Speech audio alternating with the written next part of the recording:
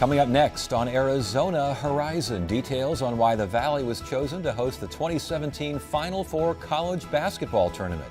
And it's the peak season for Valley Fever here in Arizona. And we'll look at an exhibit that shows the risks explorers took in mapping out new territory. Those stories next on Arizona Horizon. Arizona Horizon is made possible by contributions from the Friends of Eight, members of your Arizona PBS station. Thank you. Good evening and welcome to Arizona Horizon. I'm Ted Simons. Phoenix police unions today announced a vote of no confidence for the city's police chief, Daniel Garcia. The move was in response to the chief's actions in firing a police officer who later committed suicide. The officer had been arrested for a DUI and subsequently had been diagnosed with PTSD over an on-duty shooting incident 2 years ago. The unions claim that Garcia has a heavy-handed approach to discipline, leading to low morale in the department. Garcia had told the Arizona Republic that no officer can, quote, stand behind mental health or substance abuse issues as a defense for a criminal violation. Well, it's official. The 2017 NCAA Final Four College Basketball Tournament will be held here in the Valley. Joining us tonight to talk about the importance and impact of hosting this major sporting event is Dawn Rogers, ASU's Senior Associate Athletic Director and Chair of the Phoenix Selection Committee, and Mark Stanton, Deputy Director of the Arizona Office of Tourism. Good to have you both here. Thanks for joining us. Nice to be here, Ted. Great to be here. What exactly did Phoenix win? So we won the right to host the 2017 NCAA Men's Basketball Championship, which means on Saturday night we will host 2 semifinal games, and then on Monday night we will host the championship game for the year. There are other events that surround the Final Four. There are different community service events. There's open practices for the public. So you really have a Friday, Saturday, Sunday, Monday, 4 days of entertainment. There's a music festival. So there's Bracket Town, everything around the games for even people that don't have tickets. And a lot of attention, which is good news on your end, correct? This is huge news. Basically, in our opinion, this is a Fortune 500 sporting event, and to have that cap off really 3 years of excitement. You've got the Super Bowl, you've got the champ game, and then you've got the Final Four. Really, between the number of visitors that are going to come in during that period of time and the national and international media exposure, we couldn't be more excited about the opportunities for economic development and for the attention to the brand of Arizona. I want to get back to how much impact it really has economically in a second, but why was the Valley chosen? I think we were chosen for a number of reasons. I think we put together a fantastic bid that highlighted not only our state-of-the-art facility, but then the entire hospitality industry across the Valley. So just a wonderful package of hotel options, restaurants. We called them different epicenters of activity. So when you look at downtown Phoenix, when you look at Tempe, when you look at the surrounding, Glendale and Mesa, and everything that they bring with their unique, West flavor, I think it was a chance to bring the event west, which it hasn't been in the West since 1995. So there were a lot of reasons to come here. And I think the biggest one was that we showed a collaborative community that had a great plan to execute this iconic event. And there was no reason to not bring it to Phoenix. I was going to say, I know that the expanded convention center downtown is a factor. You mentioned hotel rooms and these sorts of things. That really does make a difference, doesn't it? It makes a huge difference, I think, as Dawn described, between all the partners, ASU and the tourism bureaus that have worked together and all the other partners to showcase what Arizona has to offer and the quality of life that we have to bring to the table. But infrastructure that we have now with the convention center and with the light rail and with so many of these things that these host committees need to showcase, Arizona really came out well on top. And if you think about how the NCAA made this commitment, really that shows the ongoing testimony to the recovery of Arizona's economy. You're looking at an investment down the road, and they see that Arizona's got the infrastructure and the opportunities. So we're very thrilled. In previous attempts, is it something as simple as not enough hotel rooms? Does that make a big difference in something like this, or in other efforts to bring, well, as you mentioned, Fortune 500 events to the Valley? Well, I think that's all part of a big package. I think that we've got a number of new amenities that I mentioned, light rail, you've got more hotel rooms, you've got this beautiful convention center, you've got all these hotels that have gone through major renovations and that have popped up on the landscape, plus all the incredible retail opportunities that have worked out, and the different municipalities have worked together that have brought together all their elements, from infrastructure for traffic plans to, of course, the hoteliers and all the other opportunities that build out the opportunity for these events to see the convention and the opportunity.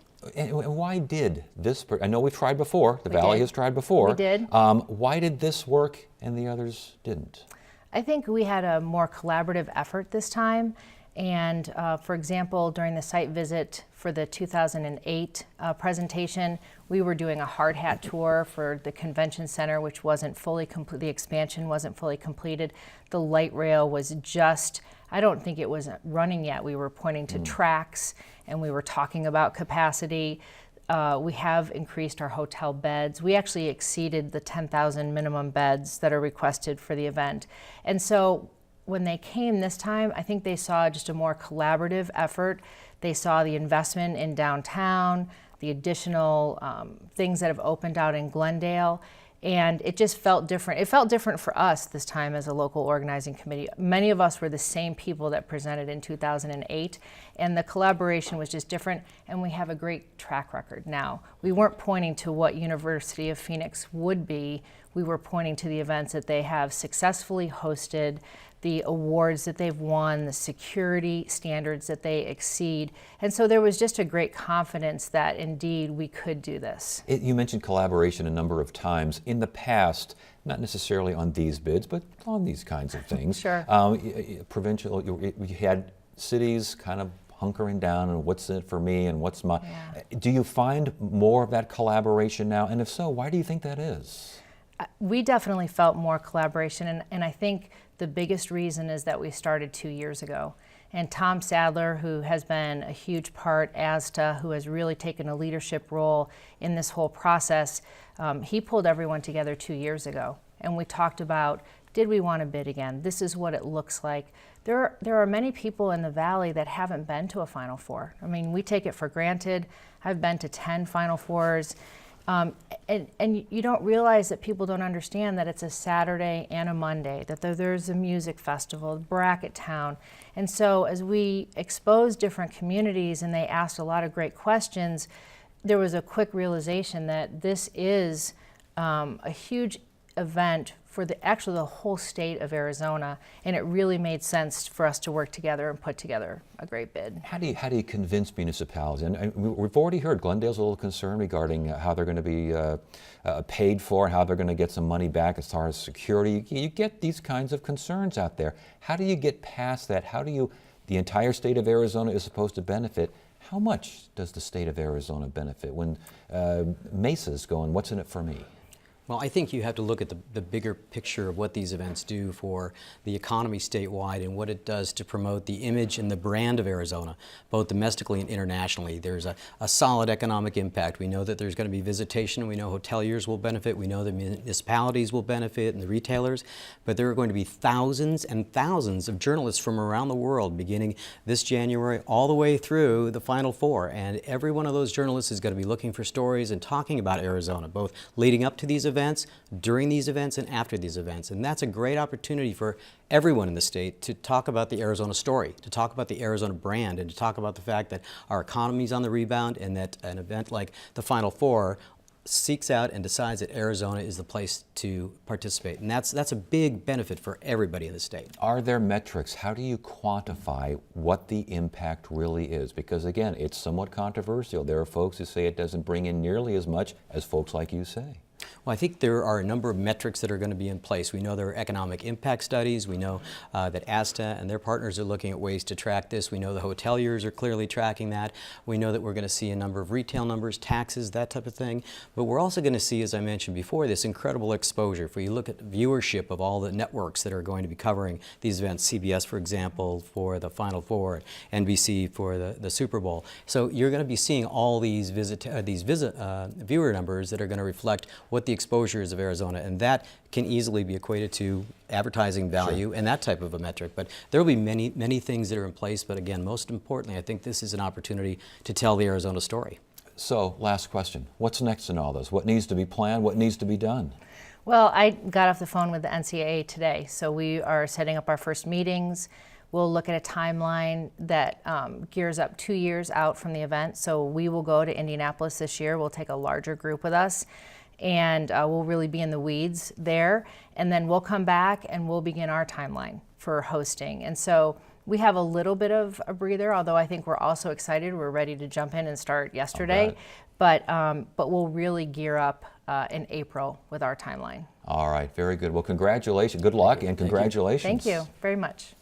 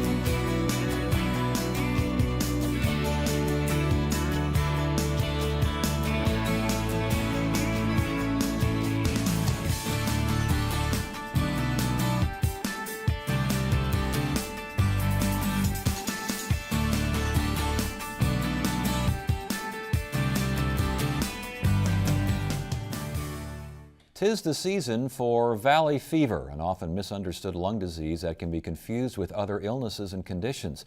November is when valley fever cases seem to spike here in Arizona. And joining us with more is Jessica Rigler, Chief of the Bureau of Epidemiology and Disease Control for the Arizona Department of Health Services, which recently put out a report on valley fever. Good to see you again. Thanks for joining us. Thank you, Ted, for having me. Let's do some basics here first. What is valley fever? Valley fever is a disease that's caused by inhaling fungal spores from the soil. And it can cause things like cough, tiredness, headaches. Are there symptoms that, because cough, tiredness, headaches, that can be a variety of things. Talk about the symptoms and again, how you diagnose this, because I know it's difficult. Well, valley fever is an interesting disease because about 60% of people that get sick with it don't realize they're sick with it. They might have very mild symptoms. They'll never go to the doctor and get diagnosed. It's those other 40% that we really see the severe symptoms where they're feeling kind of flu-like, where they're fatigued and they have the cough and the fever. And in those, they'd go to the doctor and have blood drawn, and you test that blood. Now, is that blood test definitive, though? Because I've heard that sometimes there's a false positive or a false negative. How's that work? There's a number of different kinds of valley fever tests, and some of them are better than others. There's no good gold standard out there where we can say for sure this is what you have. But valley fever, unlike flu, which will resolve in a week or two, valley fever is going to last for much longer than that. And so that's one indicator that maybe this isn't the flu, it's actually valley fever. So, or it isn't some sort of lung infection, because I know that x-rays are involved as well, correct? That's true. So in most cases that are exhibiting symptoms, it does present as a lung infection. You can see pneumonia or other kinds of coughs. In about 5% of the cases, though, we see disseminated disease, and that can cause meningitis due to cocci or bone or joint infections too. So again, again, I've heard nodules on the lung can appear, and that can be confused with some very serious stuff. It's true. Sometimes valley fever is confused with cancer or with tuberculosis, and so that's one of the things we see is there's often a very long time between the time someone starts feeling sick and the time they're diagnosed. It can be up to 2 months. 2 months? Mm-hmm. So you wouldn't even know where you might have, and again, is it if you're out in the dust storm? If you're, could you just be passing through town with the window open? I mean, what? It could be. Yeah, anything's kind of possible here. We know that valley fever is caused by inhaling these fungal spores, and you inhale them when dust is kind of kicked up. But we're still really looking into what that means if people are getting sick more when there's dust storms, or we're seeing increases in cases because of an increased population migration to Arizona, or some folks that work in construction or do archaeological digs, we've seen higher incidence of cases. But are they usually people that just moved here? Is that usually who it is? It depends. We see a high incidence of cases in the elderly, so we can look at snowbirds perhaps as a source here, or not a source, but folks that are getting the disease. But it's possible people who've lived here a long time have had the disease, didn't realize they had it, and they're now immune and have no symptoms. But how about someone who's lived here for 20, 30 years, and all of a sudden, can they just all of a sudden, boom, get it? Yeah, it's possible. I always wonder, I'm an Arizona native, if I've had it before, if I'm going to get it, you just don't know. And you don't know. You can't do a blood test to find resistance or find exposure in the past? There are immunological tests you can do to determine past exposure, but the problem with doing those kinds of tests is sometimes you find things that you might not want to find. You may think maybe you're infected and then you get treated for something when you don't actually have symptoms or need treatment. The treatment for this is pretty nasty. Describe that. What is the treatment? So lots of people recover on their own without treatment, which is why you don't necessarily want to just go looking for things if you're not feeling sick. But if you are feeling sick, there are antifungals you can be treated with depending on what your doctor prescribes. But those always have side effects like nausea or vomiting, loss of appetite. Just basically pills, shots, is that the sort of thing? They're usually pills, yeah. But with really bad side effects. Right. Okay, you mentioned that it can spread in certain ways and become more than just a lung disease. Talk about it. I mean, you can get a pretty severe reaction here to valley fever, can't you?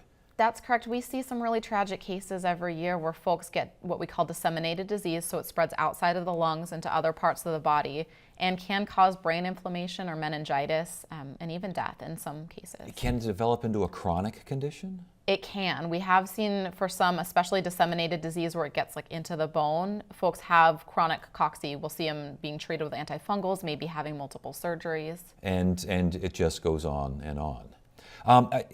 Are some more genetically susceptible to this?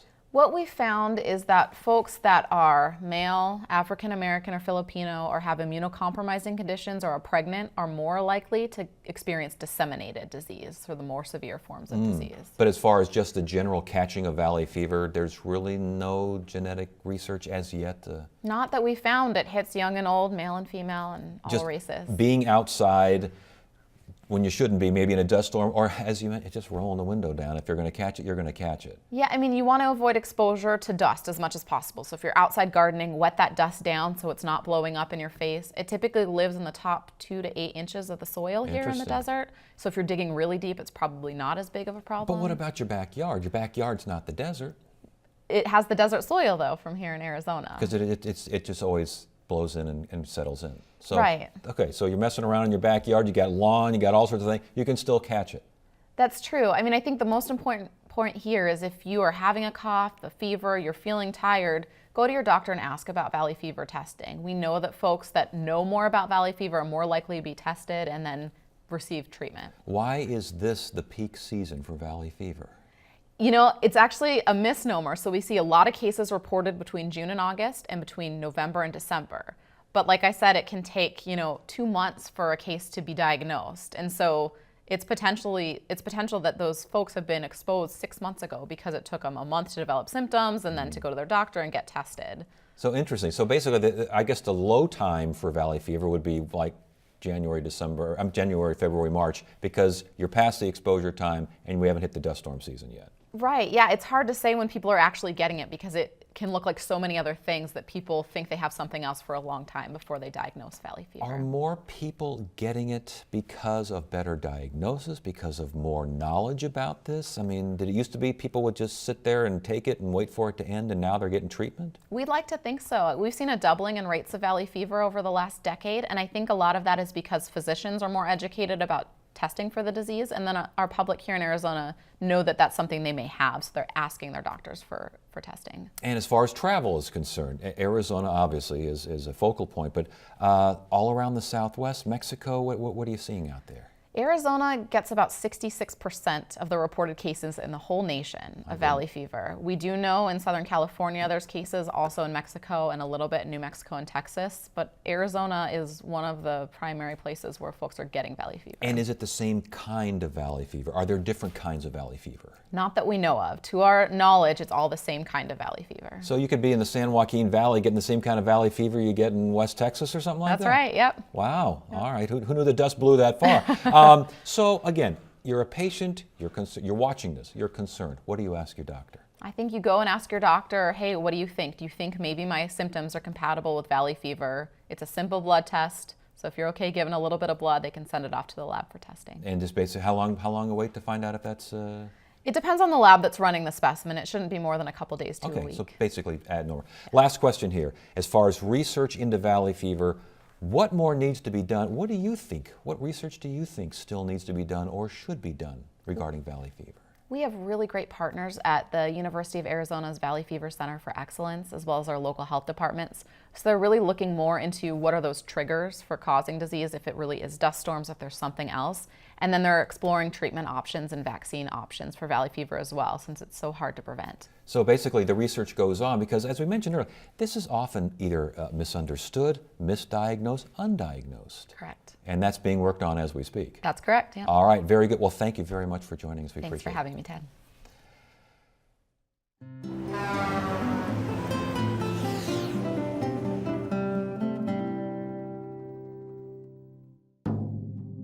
Along an isolated stretch of State Route 80 deep in southeast Arizona is a monument to one of the most important events in Arizona history. Off the highway is Skeleton Canyon, where the Apache warrior Geronimo, Naiche, son of Cochise, and their followers surrendered to General Nelson Miles. It was early September 1886. With the surrender, armed conflict between the Apaches and European immigrants ended. Geronimo, his followers, and the entire Chiricahua tribe, even the Apache scouts the Army had hired to track him down, were deported east to Florida. Geronimo lived until 1909, gaining notoriety at public appearances and in Teddy Roosevelt's inaugural parade. Yet he and his people were never allowed to return to their beloved Arizona homeland.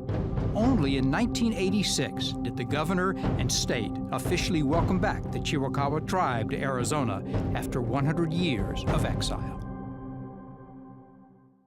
Get the inside scoop on what's happening at Arizona PBS. Become an 8 Insider.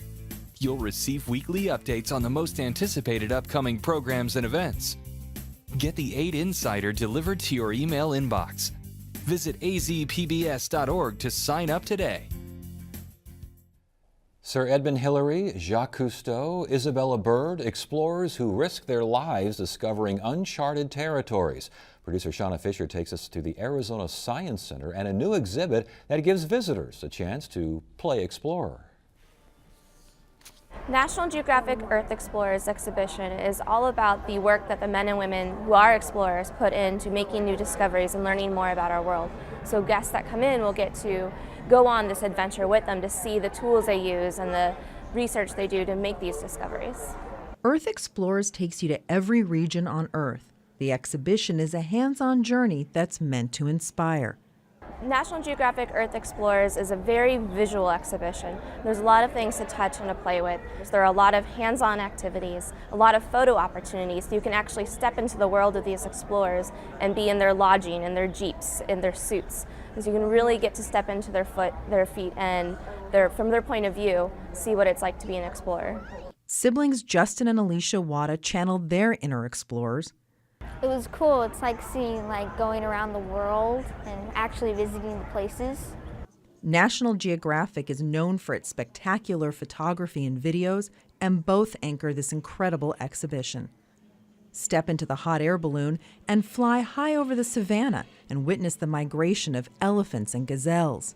Welcome aboard. Please secure any loose articles as we descend to our first stop, the Sunlit Zone. You can also venture deep under the ocean in a special pod as you explore the world below us. Scattered throughout the exhibition are tools and clothing the explorers use on their adventures. There's also a life-size diorama of a cabin that's home to Arctic adventurers. All of this gives a sense of the danger and the hardships explorers go through to get to these remote locations.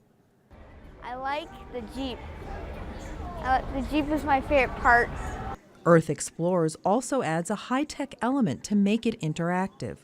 There's a lot of touch screens and TVs, and there's also a free app that you can download for your iPhone or Android that's called Earth Explorers AR, and it allows you to target certain items on our graphics that will give you a 3D image of an animal that you can kind of play with and maneuver. It's really fun.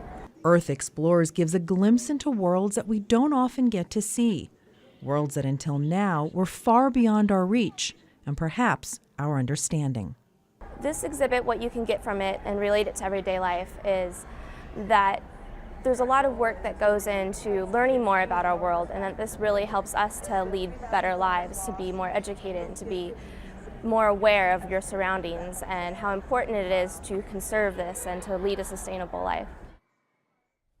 National Geographic Earth Explorers is on display until January 4th at the Science Center. For more information, head on over to ArizonaScienceCenter.org.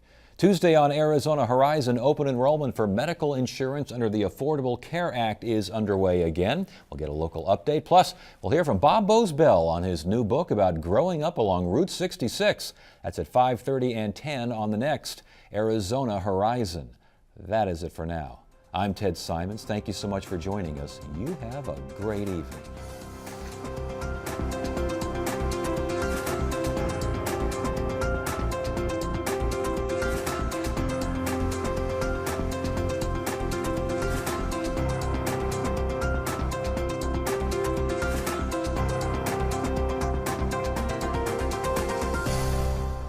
Arizona Horizon is made possible by contributions from the Friends of 8, members of your Arizona PBS station. Thank you.